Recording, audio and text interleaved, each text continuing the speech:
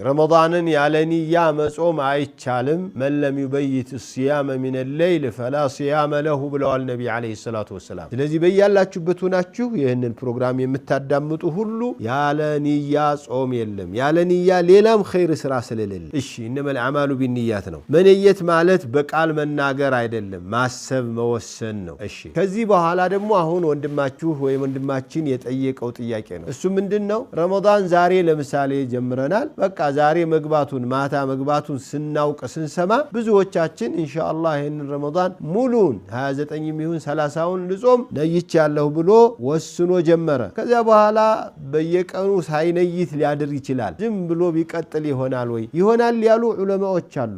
ነገር ግን እኔም የመሰለኝ የገባኝ የተረዳሁት በየቀኑ ማሰብ አለበት። መቼ ነው የሚያስበው ይሉኛል። ለምንድን ነው የማያስበው? ዛሬ ሲጾም ነገ እንደሚጾም ያውቃል። ማታ ሲያፈጥር አሁን አፍጥር ያለው ነገ ደግሞ ጾማለሁኝ ብሎ በውስጡ ጭንቅላቱን ማስታወስ ያስፈልጋል። በየቀኑ ያድርግ ነው የምለው እኔ። ጀዛከላሁ ኸይር።